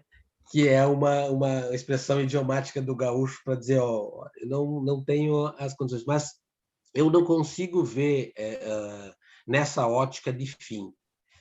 Pela teoria materialista do Big Bang, tem aquele ciclo evolutivo, né, que vai chegar lá e vai ter, tudo tem um começo, um início e um fim. Mas pela a teoria do pai, eu talvez, e agora como estudioso do campo ambiental, né, das ciências ambientais, eu não trabalho com a ideia de fim, mas trabalho com a ideia de adaptações. O que as mudanças climáticas estão demonstrando, assim como na transição planetária, eu tenho escrito sobre transição ambiental. Na transição ambiental também a gente está passando por uma transição ambiental do cosmos. Talvez o movimento seja de redefinição do nosso espaço, mas eu não tenho a visão apocalíptica do fim. Aliás, até faço um parênteses. Depois que eu estudei o livro Apocalipse, eu descobri que o Apocalipse é uma obra totalmente de esperança, então não dá para trabalhar com aquela ideia. Aquela do apocalíptico do fim é apenas um. Mas eu tenho essa compreensão que ocorrem mudanças no cosmos, e como estão acontecendo agora, né? Há o anseio humano de ampliação, de ter interação com outros planetas, há essa prospecção, há adaptações, né, que é o pessoal da educação ambiental, das ciências ambientais utilizam bastante. São adaptações a novos contextos, dada tudo que a gente está atravessando no mundo, dentre elas o grande fenômeno das mudanças climáticas. Mas, como John Love, que é um estudioso da ciência ambiental, trabalha a teoria do fim, eu não trabalho. Tanto é que quem quiser ver um pouco mais disso, eu vou estar apresentando, acho que no terceiro encontro, onde eu vou apresentar a teoria da ecologia cosmocena, a redefinição do espaço humano no cosmos. É nessa mirada que eu, filósofo existencialista, espírita, um ser biopsico-socioespiritual, reconheço as possibilidades esperançosas de um porvir, né? De mutações, de mudanças, mas não de fim. Sim. No fundo, é uma transformação, né? Transformação. E a transformação guarda a categoria de lei no universo. Então, nós vemos isso em toda parte, em todas as instâncias da criação. O Paulo de Filipe continua, olha que animado ele está. Prezado Vilmar, você concorda que nós, os espíritos, ora nos expressamos na matéria, no planeta Terra, em nível de provas e expiações. Temos uma percepção da vida, maiúscula, centrada na matéria, a ponto de temermos a morte, que não passa de desencarnação e retorno à nossa condição primeira, o espírito. Concordo plenamente. Talvez, se nós somos do tamanho daquilo que nós pensamos, daquilo que nós sentimos, o olhar estreito da condição existencial material não nos permite a convicção daquilo que nós somos. Nós somos espíritos imortais, e a gente sabe disso. Eu fico, às vezes, até provoco os meus alunos nas aulas no Centro Espírita, nos cursos, espírita que tem medo de espírito. É contraditório. Espírita, até ontem eu amava meu paizinho, ele desencarnou, eu passo a ter medo. Espírita que tem medo da morte. Ora, a gente rompeu com a teoria evolucionista do século XIX, o ciclo vital de nascer, crescer, envelhecer e morrer, mas concordo com Paulo de Filipe, porque ele diz, a nossa condição existencial, o nosso apego, o nosso encolhimento ontológico, se pudesse dizer assim, pelo horizonte da chamada hermenêutica, às vezes faz com que a gente seja tão pequeno que a gente não acredita no porvir. Porque se eu acredito no porvir, e aí você pega todas essas obras aí, dentre elas o Céu e o Inferno, se eu acredito que o nada não existe, e eu acredito, a decorrência é que eu tenho uma visão altamente esperançosa. Mas na efetivação do mundo prático, a gente vê. Então, por exemplo, essa também é uma outra contradição espírita que nós vamos plantear, nós vamos chorar, nós vamos sentir. Não seria irracional e ilógico nós não sentirmos a partir de uma pessoa que nós amamos, que está próximo de nós. Mas sabendo de tudo que nós sabemos, sabendo da nossa família, que a verdadeira família é a família espiritual, sabendo dos laços pretéritos, sabendo das possibilidades do porvir, é uma visão limitada nossa, que às vezes fica pensando, né, de querendo eternizar, ou a dificuldade de desvencilhar. E eu fico pensando, nas minhas reflexões, de que talvez seja essa um dos primeiros problemas para o espírito no além corpo, aqui no além matéria. A consciência da condição nossa de que desencarnamos ou não. Porque nos trabalhos mediúnicos, a maioria daqueles que vêm, e é grande o número de espíritos que vêm, eles não têm consciência do estado que se encontram. E é nisso que nós temos que investir a nossa formação. Né? Eu nunca vou me esquecer, e vou ser bem sucinto aqui, primeira vez que eu entro num centro espírita, duro de obsessão, que eu digo sempre a gente vai pela dor, um senhorzinho de uns 89 anos, cabelinho branco, olhou, e a gente disse que olhou para a gente, né? Ele olhou, e eu estava numa época de filosofia mais assim, à toa, que muito racional e zero espiritual, né? Na minha condição que me encontrava. Ele olhou assim: irmãos, nós somos espíritos e temos um corpo, e não ao contrário. Eu disse, meu Deus, o que o senhor está dizendo? Eu sou um corpo que, de vez em quando, acessa a questão espiritual, e eu não queria acreditar naquilo. Né, do nosso DNA espiritual. Se nós nos reconhecemos com o nosso DNA espiritual, da nossa condição existencial ontológica, desse nosso arranjo existencial espiritual, a gente não teria que temer a morte, a gente teria que plantear, chorar, sentir, mas ser esperançoso, né, porque na nossa compreensão o Espiritismo matou a morte, está bem claro na doutrina, mas é uma aprendizagem. A gente respeita aqueles profundamente. Pela sua observação, muitos morrem, mas não desencarnam, né? Perfeitamente. Os processos de desenlace são lentos. São lentos, né? O Paulo de Filipe, antes de nós passarmos às outras participações, o Paulo de Filipe diz: a passagem da Terra para mundo de regeneração depende exclusivamente das transformações dos espíritos, ora aqui se expressando, e mundo material é só consequência, certo? Sim, porque nós plasmamos, né? Depende, sim. Eu concordo com ele. Então tá. A Tereza foi a primeira pessoa que deu assim os parabéns, que nós também endossamos, mas eu vou repetir aqui. Parabéns pela interessantíssima palestra. Quero também manifestar a minha alegria ao ver César Reis de volta. Pois é. Depois, a Rosa Rita.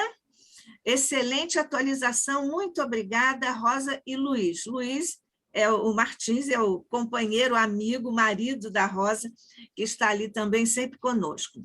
O Hegel diz: parabéns pelo estudo, Vilmar. Moro em Teutônia, perto de Caxias do Sul. Quando puder, vou conhecer o Centro Casa de Redenção. Minha filha estuda em Caxias e seguidamente vou lá. Abraço. Conto marcado, né? Pelo que eu estou entendendo.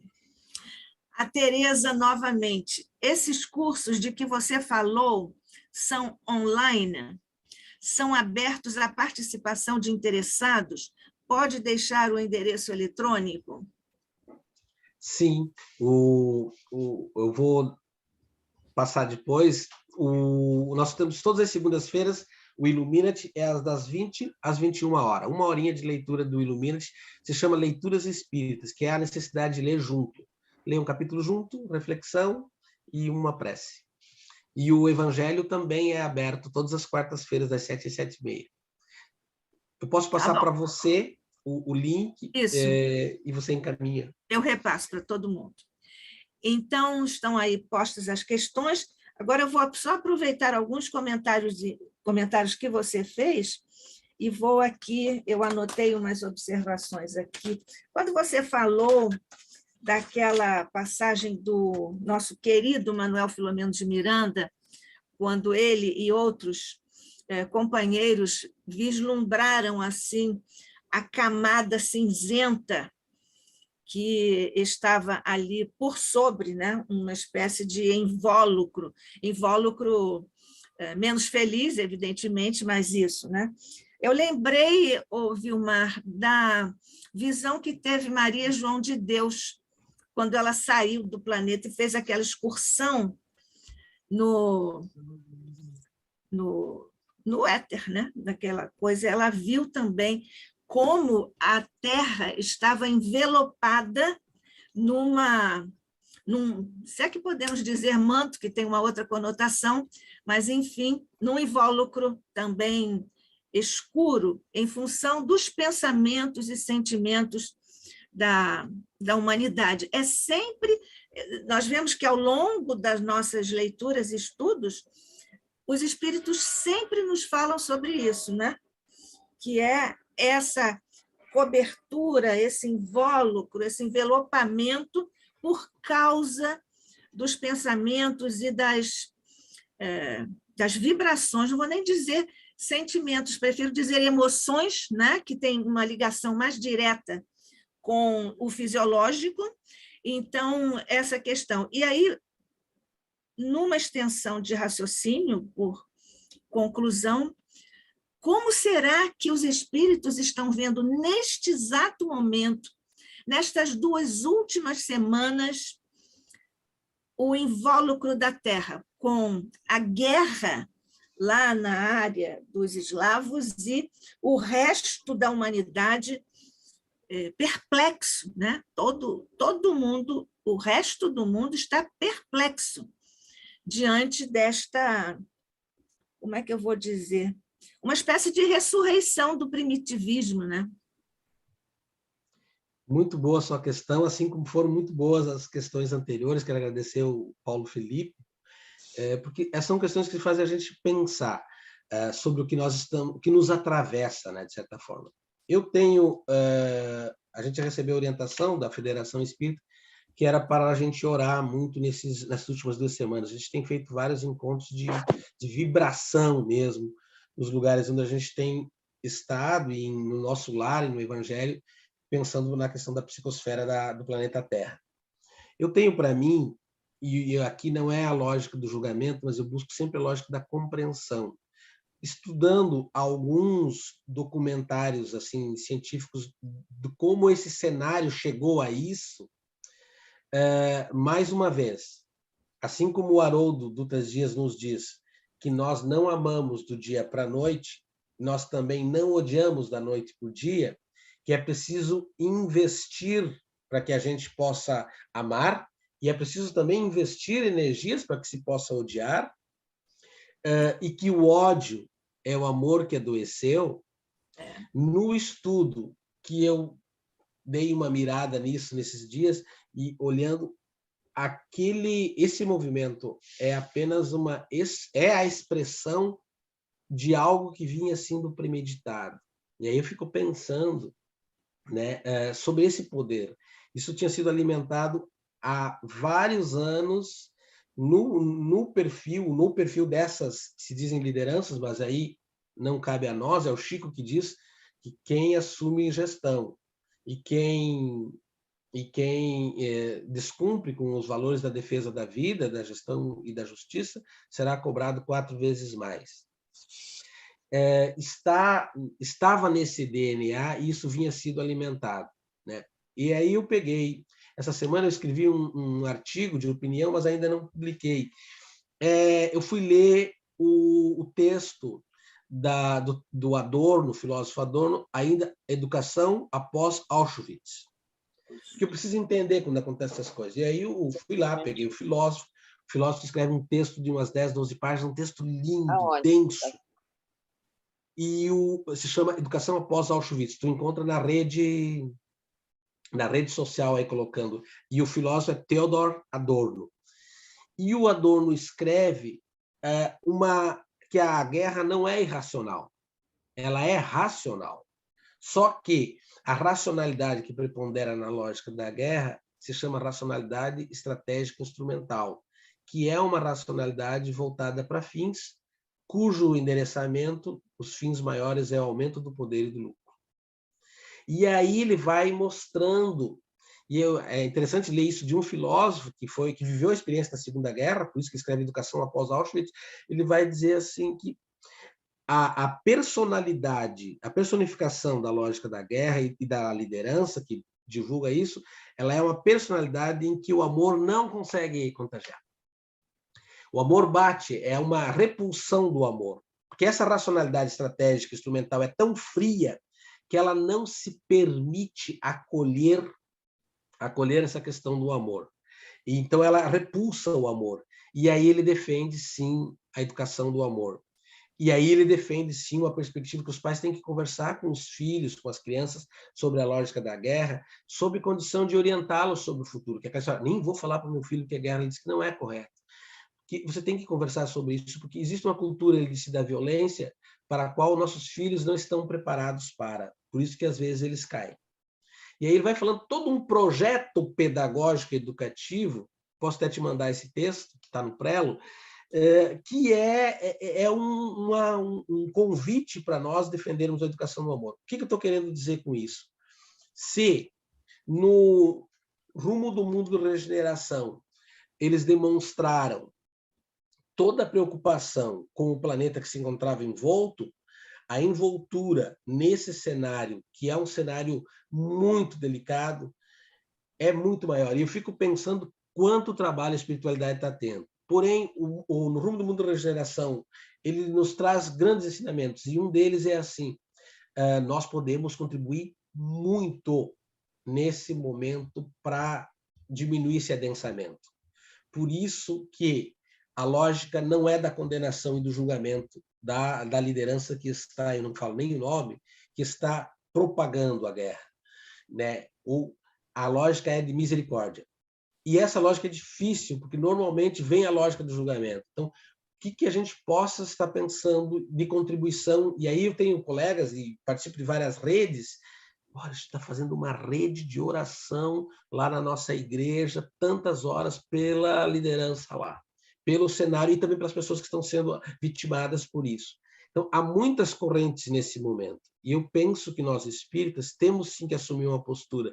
E a nossa postura é, quanto nós podemos, sabendo de tudo que nós sabemos, contribuir nessa mudança de padrão fluídico. Não que nós estejamos numa condição de privilégio, ao contrário, mas é de compromisso com uma cultura da paz que se constrói no nosso íntimo. Porque, mais uma vez, volto a dizer, ela também não dá um salto quântico. Então, é um momento muito tênue, né? Está lá na introdução das Fronteiras da Loucura. A linha que separa, diz Filomeno, a sanidade da loucura é muito diáfana. Muito diáfana. E isso não é só para quem está no comando, é para todos. É muito diáfana a linha que separa a sanidade da loucura. O filósofo Nietzsche trabalhou isso, Freud vai trabalhar isso no Mal-Estar da Civilização, mas o Espiritismo vem e lacra. Ele está dizendo o quê? Que nós somos todos dementes? Ou naquela... Não, ele está dizendo assim, que se não houver um processo de autoeducação, fácil, entra isso. Tanto é que a gente já viu inúmeros médios, mas, nossa, um médico trabalhava na casa, por que ele deixou de uma hora para outra? Não convém julgar. Mas que é diáfana, porque a mediunidade não educada, né, como você falou, no nível dos sentimentos, é uma porta aberta para mudança da psicosfera, enfim, de existências. Isso. Quando você falou de los derechos de la naturaleza, em que o rio dialoga conosco, né, com os homens, com as criaturas, com os homens, eu lembrei do Monet, um dos meus pintores favoritos. Essa escola me emociona muito. O Monet escreveu em uma das suas cartas que ele dizia assim: eu contemplo muito a natureza, mas muito frequentemente eu tenho a impressão de que é ela que me contempla e fala comigo. Olha. Eu acho que é isso, os direitos da natureza, que você disse com base nos contatos que você tem ou nas pesquisas que você faz com os seus alunos, não é isso? Em primeiro lugar, dizer que você anda muito bem acompanhada, né? Porque quem está numa psicosfera do Monet aí só sai coisa boa. Não tem como sair desse fruto algo que, né? Aliás, é encantamento, é leveza, é estética, né? Hoje em dia tem um campo de estudo que se chama estética ambiental, que se aproxima muito das nossas compreensões espirituais. Porque é isso que às vezes falta essa estética da vida, falta essa estética ambiental. E aí eu tive uma experiência, um contato com uma liderança peruana, onde ela vivia livre nas montanhas do Peru e resolveram fazer uma barragem para mineração. E aí eu ouvi dela em primeira pessoa, porque tu sente quando a pessoa tem protagonismo de fala. E ela falando assim, para eles, indígenas, povos ancestrais originários, que dialogam o tempo inteiro com a natureza, eles escutam, para eles é fundamental esse movimento de compreensão e de diálogo. E aí a água tem que ser sempre correndo. Quando você represa a água, já não é bom. Então as divindades deles se revoltam contra isso. Por isso que eles se revoltaram contra a mineração.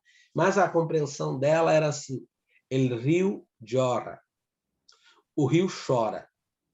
E nesses estudos que eu venho realizando, a partir da hermenêutica filosófica, dessa compreensão de que as demais naturezas também dialogam conosco, é bem isso que você diz. A natureza dá números diálogos. O que aconteceu, a resposta de Petrópolis, as enchentes no Sudeste, na Bahia, em Minas, a seca no Sul, tudo isso é uma natureza que está dando a sua resposta. A gente que não quer ouvir. Por isso que no próximo encontro, quando eu falar de antropoceno, eu vou tocar bem sobre essa identidade dessa nova era que se diz era humana e que vai por esse horizonte aí.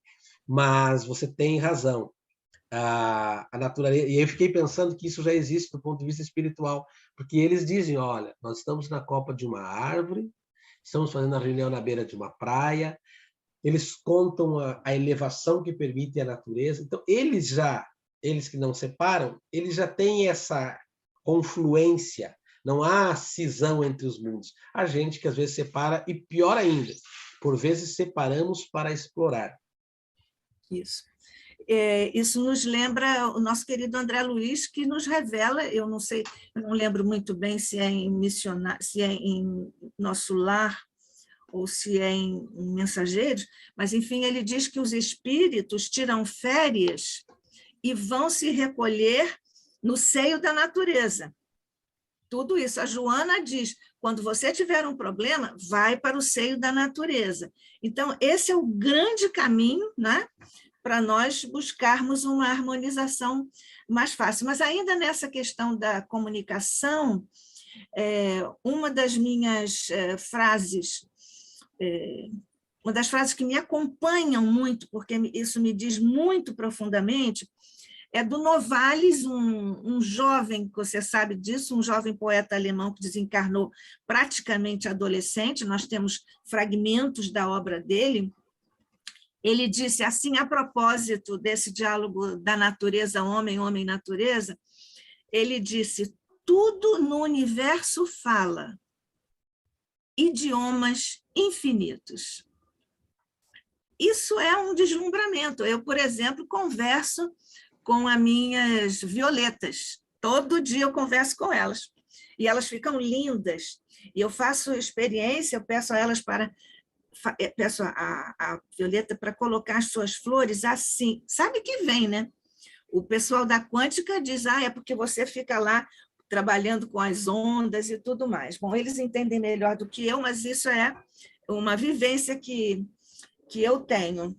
Agora, não estou querendo monopolizar, mas todo mundo já tinha falado, eu também estou te explorando um pouco, meu amigo. Quando você falou do Aristóteles, do homem ser um ser racional, um animal social e tudo, eu lembrei que o Aristóteles tem categorias diferenciadas para o homem. Isso vem assim, eu percebi isso nas entrelinhas da sua fala, né? Então, o Aristóteles diz que nós temos koinonoia, que é o homem sociável, né? É o gregário, né? Que quando ele vive mesmo na polis, ele está na condição de política, né? Com K e é uma outra dimensão. Não é a política que nós vemos aqui no contexto, não. É da sociabilidade, da gregariedade, do gregarismo, dessa condição do homem. E, por outro lado, ele tem uma outra característica, ou uma outra instância do homem, que ele chama de monádica, que é digamos, a condição humana de não ser social. Quer dizer, primeiro é o gregarismo e depois a monádica é o não ser social. Mas ele diz que o homem tem essas duas, digamos, potências, ou essas duas instâncias, né? Isso foi a propósito do que você disse da psicosfera, de nós reconhecermos a psicosfera como um campo de força com os nossos pensamentos e sentimentos. Então, te pergunto, como é que você vê essa questão da psicosfera, desse teu ponto de vista, enunciado aqui nessa sua fala, das, digamos, vibrações, emanações e radiações dos monádica e dos koinonoia? O Aristóteles é talvez um dos filósofos, um dos maiores gigantes do pensamento ocidental, né, grego. Eu fico pensando assim, ele é que vai classificar todos os tipos de saberes. Tudo que a gente sabe hoje, saber metafísico, saber da técnica, saber da episteme, vem tudo dele.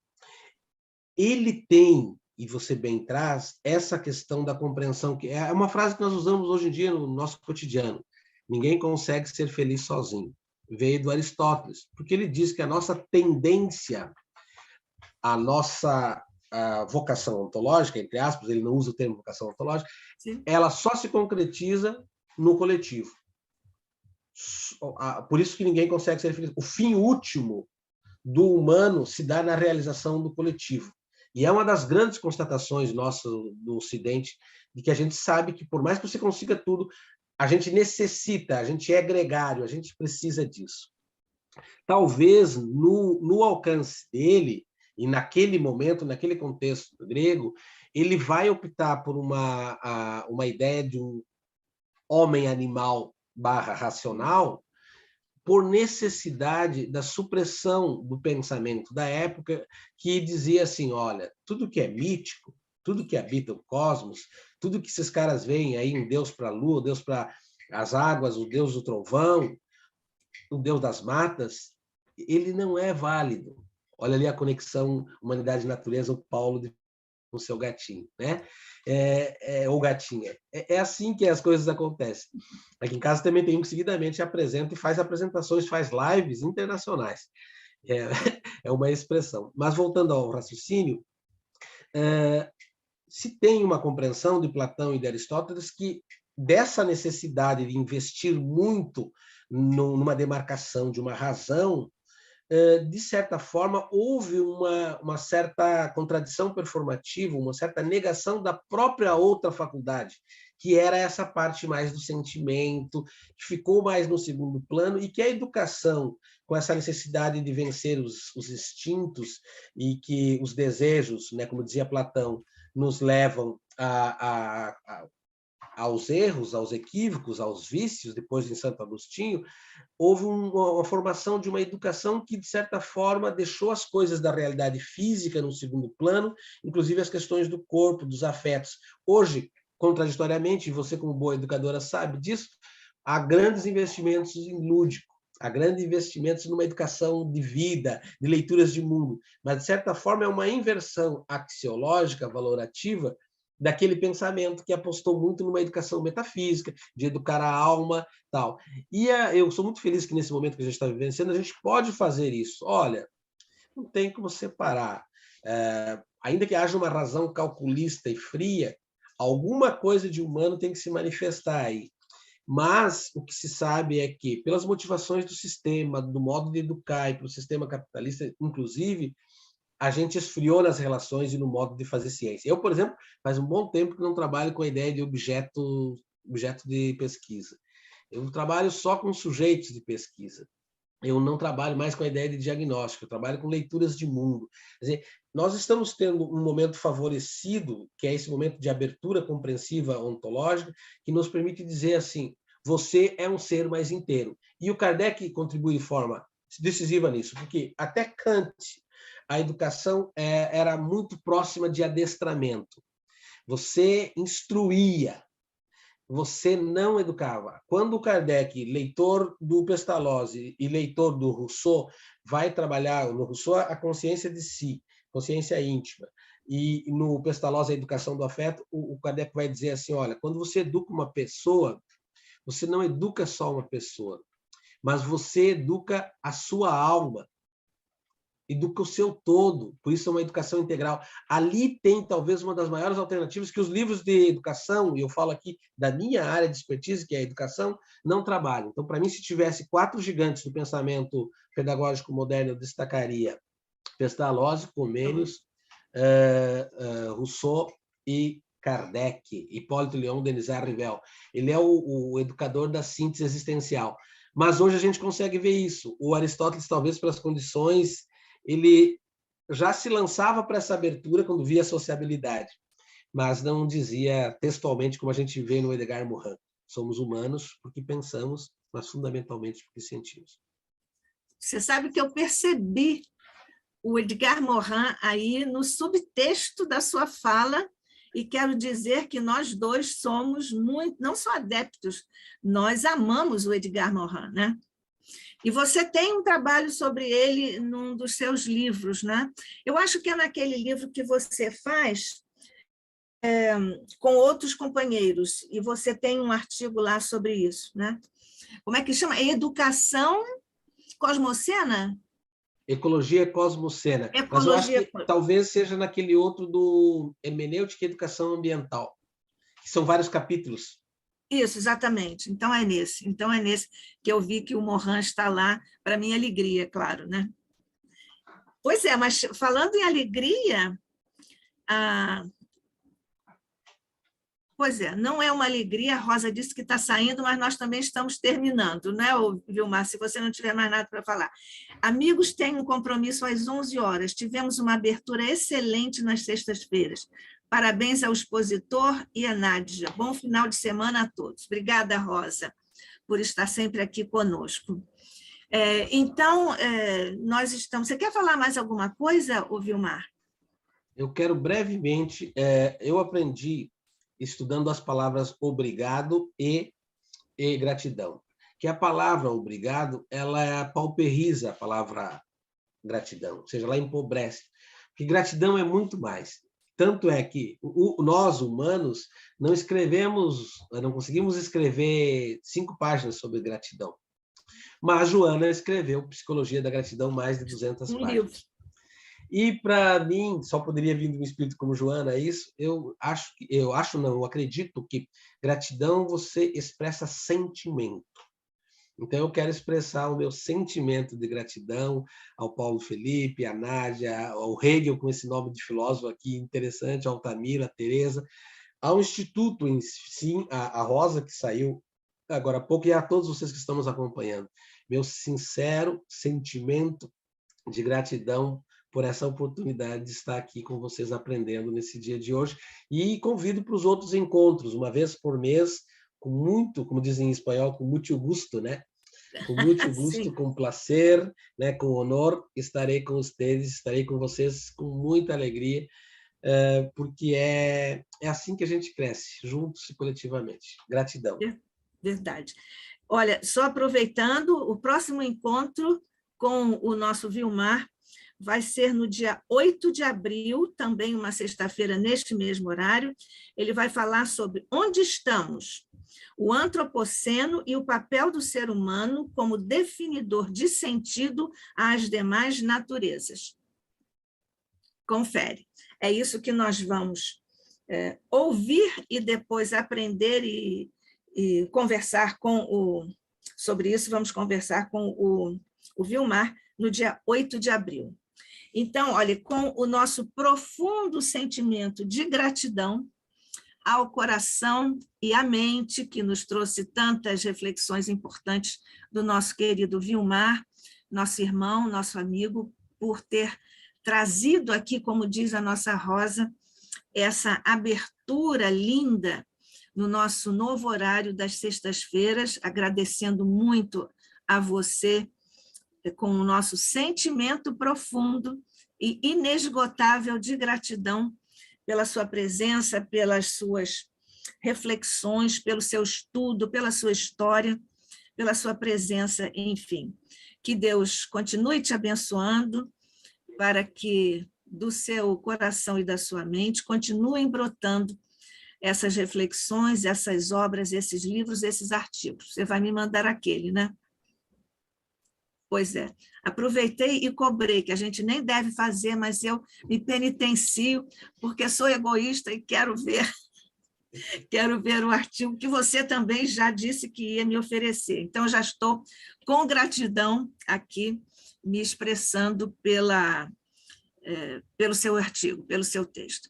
Então, muito obrigada mesmo, muita gratidão, total gratidão, e nós continuamos juntos aqui no ICEB, sempre para receber você, e você esteja conosco sempre que você quiser.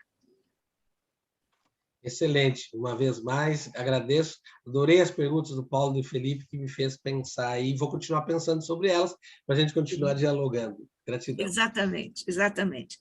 Então, mestre querido, nesta hora em que nos congregamos e nossos pequeninos corações elevam-se perante o teu, em clima de profunda gratidão por aqui estarmos, mestre, na condição em que estamos.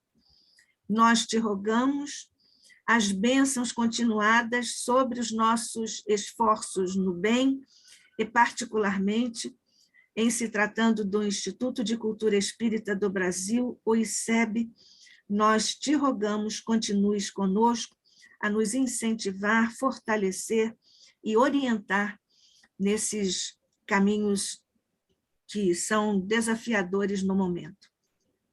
Agradecemos, portanto, a todos os que estiveram conosco em ambos os planos da existência, agradecendo e rogando também a continuidade das bênçãos por sobre o nosso Vilmar, por sobre a nossa Rosa, que esteve conosco, e por sobre todos aqueles que são expositores e que acompanham também as exposições aqui no ICEB. Mas, mestre querido, se algo ainda nos for lícito pedir-te, e nós te pedimos, distende o manto de tua misericórdia e do manto de Maria por sobre todos os nossos irmãos que sofrem nos diferentes quadrantes da Terra, aqui no Brasil, em Petrópolis, Minas, Bahia e tantos outros lugares, e principalmente, mestre, lá agora, nessa guerra intraduzível contra a Ucrânia. Nós te agradecemos estas bênçãos,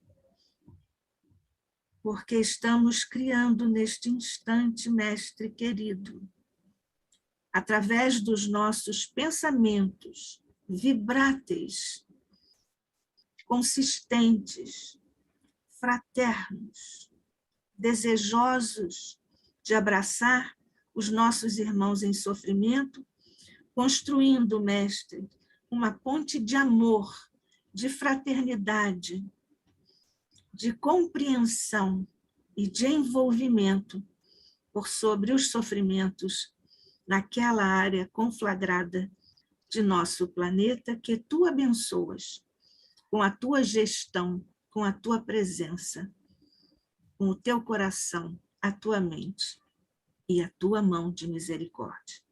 Que assim seja, mestre amado, hoje e sempre, sob a graça de nosso Pai. Assim seja. Que assim seja. Assim seja.